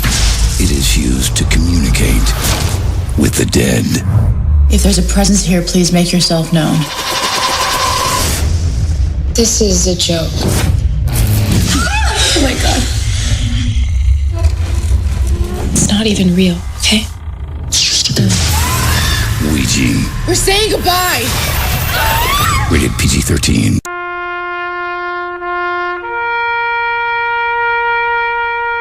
Read something recently worth thinking about. It's the soldier, not the campus organizer, who's given us freedom to demonstrate. It's the soldier, not the reporter, who's given us freedom of the press. It's the soldier, not the poet, who's given us freedom of speech. It's the soldier who serves under the flag, who defends the protesters' right to burn the flag. Isn't it time now to demonstrate that we support our troops? Were it not for the brave, there'd be no land of the free. Fred Thompson's message was brought to you by citizensunited.org.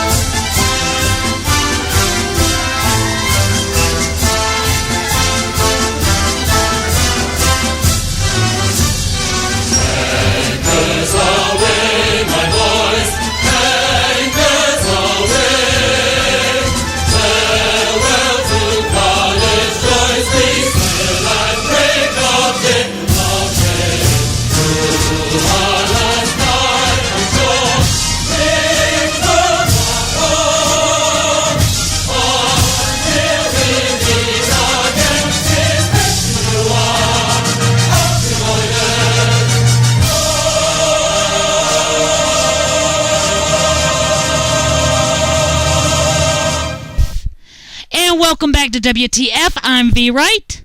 And I'm Jose Estevez. Folks, we're back with Mr. Philip Jennings, United States Marine Corps veteran from Vietnam. Mr. Jennings, why don't you pick up right where you left off before the break, sir? Well, I'm not sure where I left off. We have kind of that short-term memory problem, but would you go through my introduction again? No. I don't have that kind of time. Just tell us about a bunch I'm sorry, Veronica. I wish I had to go. Okay. To get serious, just a second. Number one, my youngest son's a Marine captain. Actually, he's out now. He was in Afghanistan also, so it kind of carries on. A couple of things. I just want to wrap up on Vietnam. The Vietnam it was a vastly different war than most people think about it, and that's why I wrote the book, To Be Incorrect Ride the Vietnam War. PTSD. I go back and forth a little bit, and one of the reasons I hate to see a lot of emphasis on PTSD for Vietnam veterans is because, again, what I was talking about, where the left had wanted to portray Vietnam veterans was totally destroyed because of the immorality of the war. So all of a sudden they were tied into that, and I didn't really want to. So I've always kind of downplayed it in my writing. I give you one personal thing though. In probably 10 years ago, maybe 30 years after I'd been out of the war, I was running this company in New York, and I went for a sore throat place. And then after I got the doctor looked at me, and I started crying in the office. And he said, well, that's kind of unusual. Anyway, I'm going to shorten the story. He asked me to go see the psychiatrist. I went to the psychiatrist, and I was talking to him, and he said, you ever thought about having PTSD? You were there for 3 years, shot down a lot, saw a lot of friends killed. I said, no, it really has never bothered me. He said, do you think about the war? I said, well, I dream about it sometimes. He said, often. I said, I guess, I don't know, every night. He said, so you've been out of the war 30 years, dream about it every night, and you don't think there's anything unusual about that? And it did kind of bring home the fact that, people think about PTSD a lot of as incapacitating people, but it doesn't have to be. There's all kinds of things can happen with PTSD. And everybody probably should be screened or something, or give some thought about what may happen, because if you've seen traumatic events and they've happened over and over, it can affect you, and it's just nice to know, better to know a little bit about, how to treat that and what other people are having. So, it's I don't know much about it. I don't study it or anything, but right. That's the difference between. I think the recognition now is a great thing. Right, absolutely. Mr.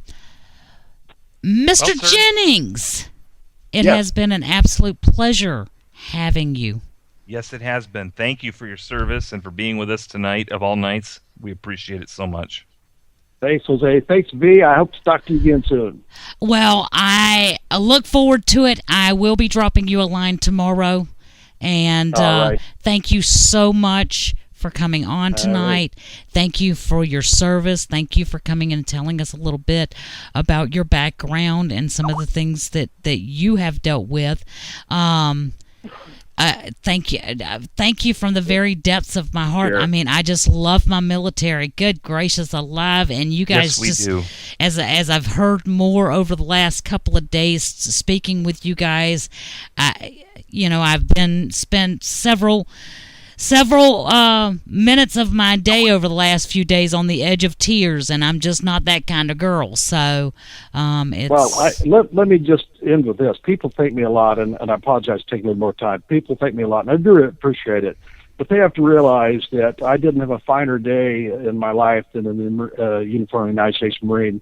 And in fact, the opportunity to serve my country, to actually fight for my country, is an honor that most people don't get in their lives. And I'm thankful for it, and I'm appreciative of people thanking me, but really almost embarrassed because it was something I wanted to do, and it's a great honor. So thank you very much, and simplify to all my Marine buddies. Oh, Thank you, sir. fantastic. Have a great evening.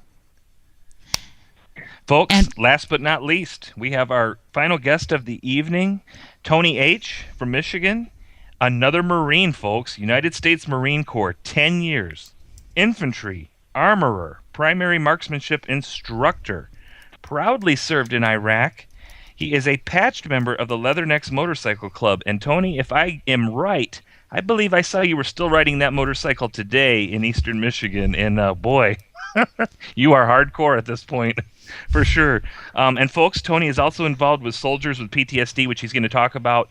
So let's welcome him to the show, like I said, last but not least. And I guess it's fitting to have 3 Marines tonight on the show because yesterday was the 239th birthday of the Corps. So without further ado, let's welcome Tony to the show. Tony, the floor is yours.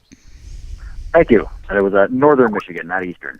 Northern Michigan. There we go. Okay. Yeah, even worse. Well, today it was.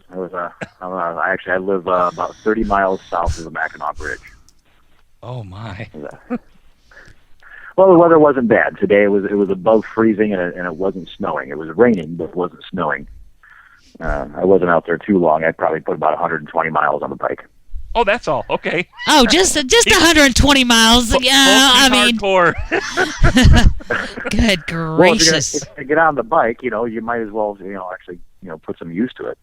There you go. The coldest ride I ever took was 17 degrees, and that was a much shorter ride. I think I managed probably about 20 or 30 miles. Oh. Well, welcome to the show, sir. We appreciate it. Thanks. You said, take up about 20 minutes. Boy, I genuinely don't know if I can take up 20 minutes. I'm really nobody special. I'm just a guy that did his duty. And I was more than happy to do it. I guess I'll start with I joined the Marine Corps in 1993, right out of high school. And just saying that out loud makes me feel old. You are old. No, I'm kidding. I just had my 40th birthday back in October. Oh, you're not old. No, you're not. You're not. Well, definitely not a spring chicken. I think 40 is officially old enough to know better. Fortunately, I'm young enough to not care. Uh-huh. But yeah, joined the Marine Corps in '93. And I was as an infantryman. Actually, I say 10 years, but I actually had some broken time.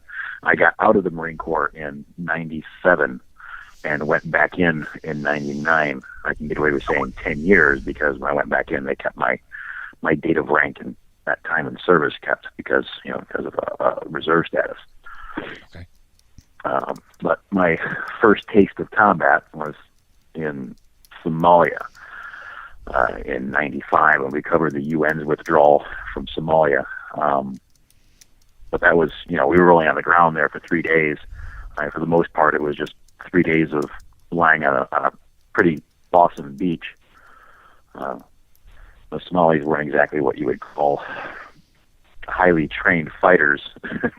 If they were pointing a weapon at you, you were fairly safe. It was just a matter of, the bullets coming in. I said, to whom it may concern. But, I like that.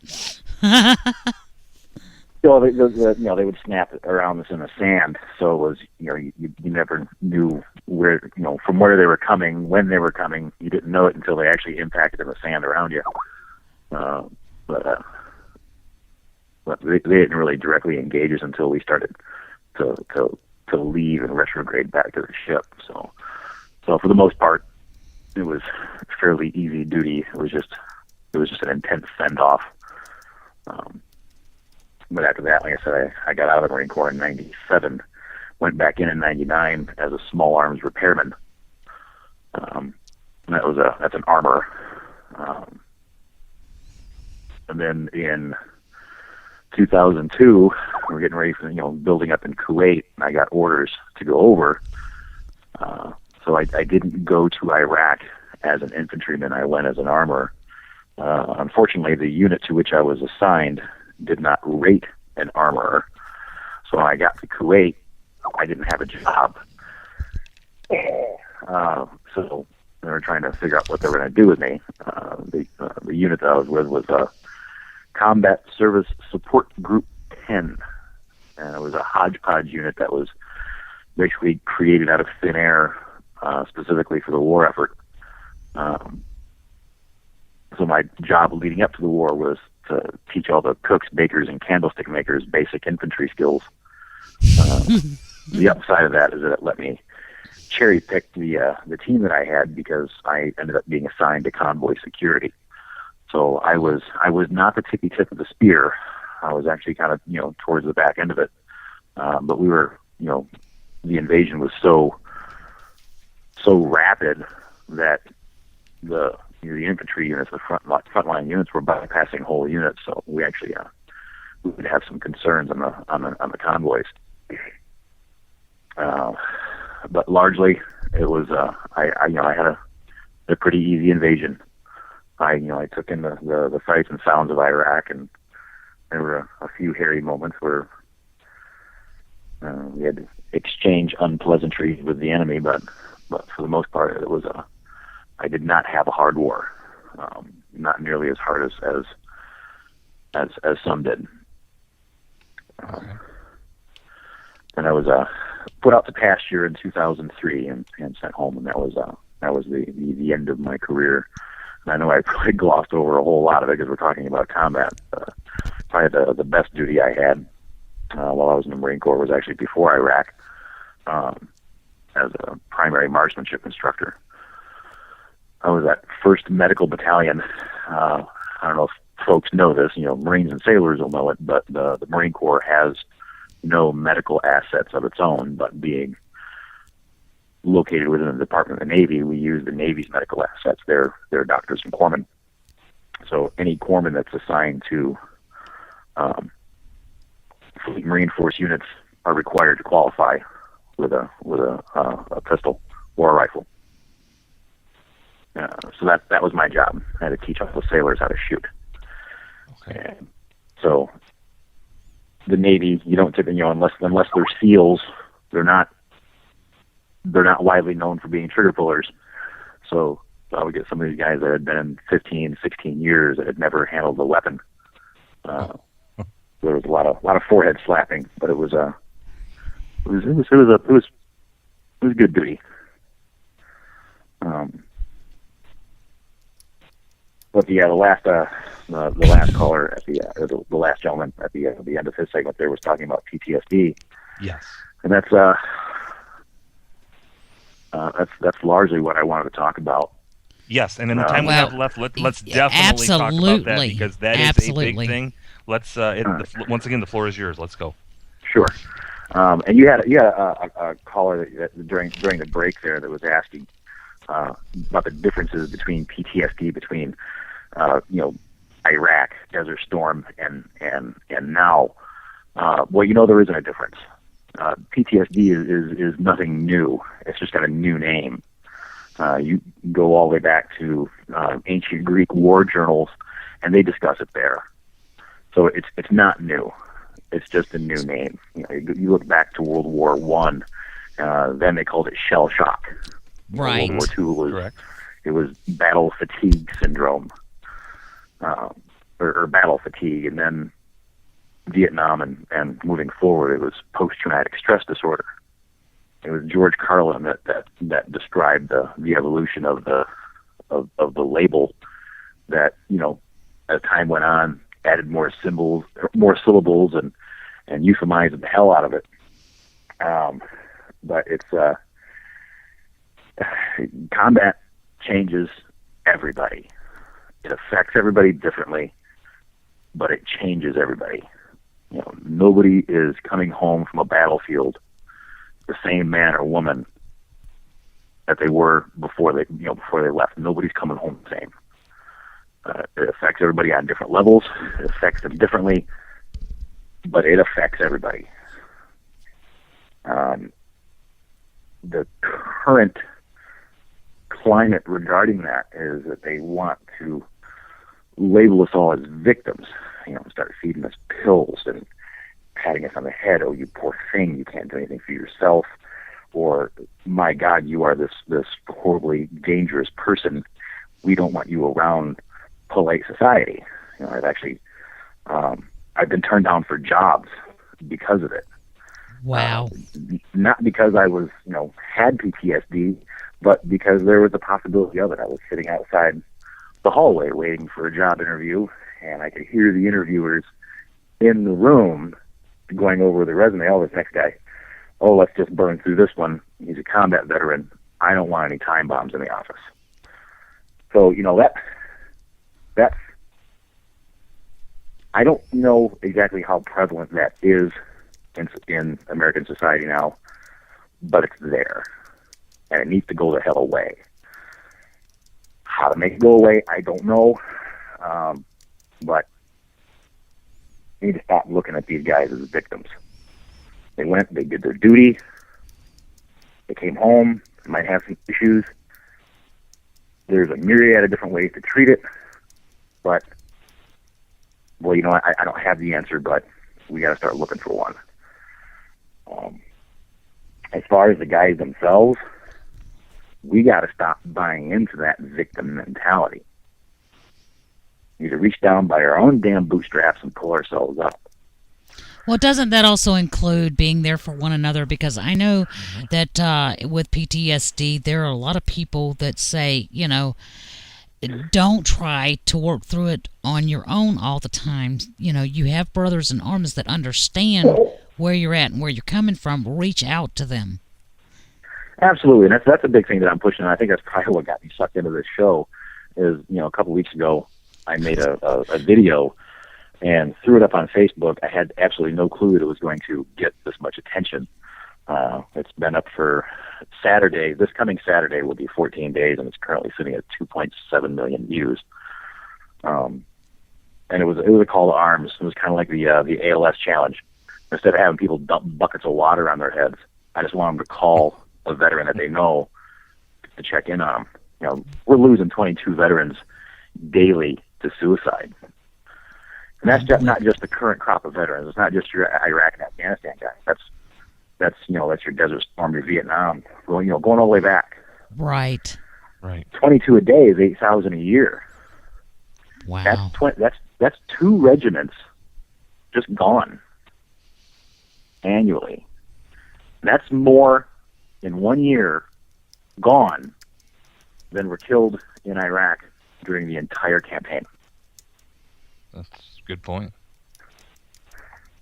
So you're absolutely right. We got to be there for one another. Pick up the phone, give them a call. Because if somebody you reach somebody that's been struggling, they hear a friendly voice on the other end of that line is somebody that, hey, this person cares enough just to check in on me and see how I'm doing. They're not after anything. They're just looking after me. And I could probably get that person through that one day. That number is definitely something that we can bring down just by caring about one another. We don't need to have a bunch of pills shoved down our throats. We don't need to have a bunch of cuddle therapy. Well, I agree with you, and we don't need the government sitting here labeling people with PTSD for the purpose of disarming them. Tony, let me ask you: is there a way? I mean, are you associated with a group? Is there a website or anything that we can give to our listeners? Hey, if you want to get involved with assisting our veterans or encouraging one another to reach out to each other. I mean, anything that we can do to help. Not directly, but hey, you know what? Google's your friend. You got to get in there and throw in a couple of search terms like veteran suicide, stop veteran suicide. It's all there. There's a myriad of resources. The Veterans Administration is absolutely failed in this regard. I think that the best resources are going to be found locally. Wherever that veteran happens to be, he needs to reach out to his local American Legion or his local Veterans VFW, because they're going to have, that local post is going to have their finger on the pulse of local assets and resources. The best source, to my thinking, is going to be found locally. I used to be part of a roundtable group that it wasn't administered by the Veterans Administration. It wasn't administered by anybody. It was just a group of veterans that got together just to hash things out and talk. We didn't necessarily talk about combat. We just talked about what was going on in our lives and the things with which we were struggling. But the thing is we were there for one another. I'm no longer part of that group for reasons I don't really want to get into. Right. But I think those assets are there. The biggest thing is that veterans should be there for one another. Like I said, the VA has failed. They're not taking care of us. The only people we have left is each other. A wise man once told me, you got to get some joy in your life. Well, that's really what it comes down to. You got to get some joy in your life. You got to find something that makes you happy. For me, it was my motorcycle. Okay. I get on that bike, disappear for hours, clears my head, and it doesn't matter how bad a day I've had. When I throw my leg off of that bike, I'm in a better mood. I'm in a better place to handle things. It doesn't have to be motorcycling. It could be anything. It could be artwork. It could be writing. It could be public speaking. It could be anything. As long as it's something that gives you joy, makes you happy, it's going to work. It's going to get you there. Okay.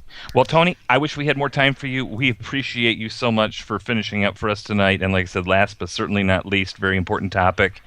Thank you for your service to the country. Thank you for everything you continue to do. There is a definite need for that. You're talking in common sense terms. We love that. So thank you so much for being with us tonight. And yes. happy Veterans Day to you, sir. One last thing. Everybody out there that's listening, pick up your phone, call a veteran, tell them you're thinking about them. There That's we go. Right. All Perfectly right. said. Perfect. Guys, I want to let you guys know that you need to stick around for the Charles Kaprowitz show with state legislators at the round table. It has been a wonderful evening with our veterans this evening. We've enjoyed it so much. We are so thankful. We are so grateful. And we just have so much respect and admiration for those who have allowed us to have the freedoms that we have today. Guys, don't forget, tomorrow night we return here Wednesday evening. It'll be What the F Wednesday. So we look forward to seeing you then. You guys have a nice night. Jose? God bless America, folks. Have a great evening. Thanks for being with us.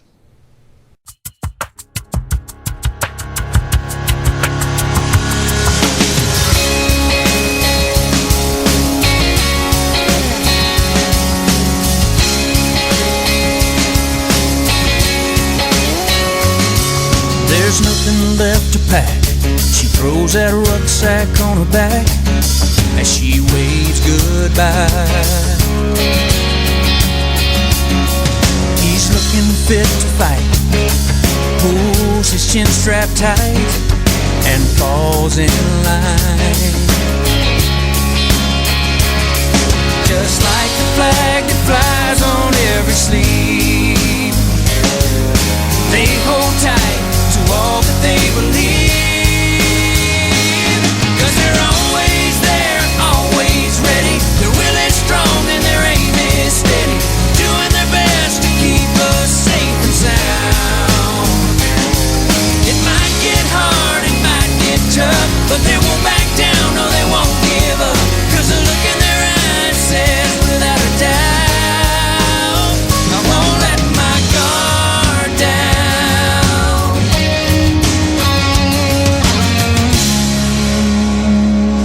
From cities, towns, and farms, they stand arm in arm, shoulder to shoulder. Behind each face and name, a heart beats strong and brave in every soldier. At any time, they would risk it all. No, they don't mind answering the call. 'Cause they're always there, always ready. Their will is strong and their aim is steady, doing their best to keep us safe and sound. It might get hard, it might get tough, but they won't back down, no they won't give up. 'Cause the look in their eyes says without a doubt, I won't let my guard down.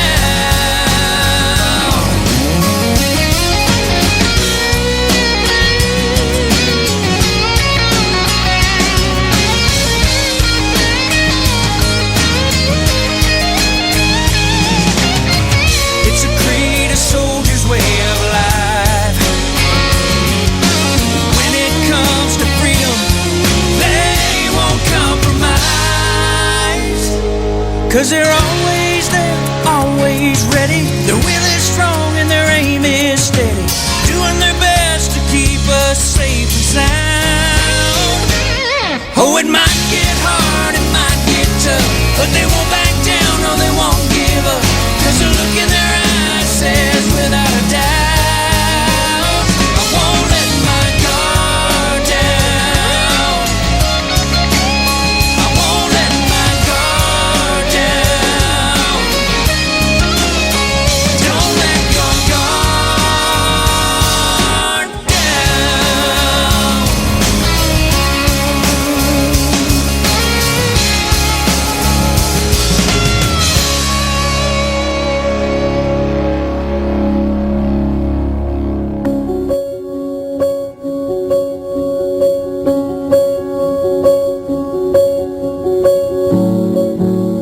Some saw the sun, some saw the smoke.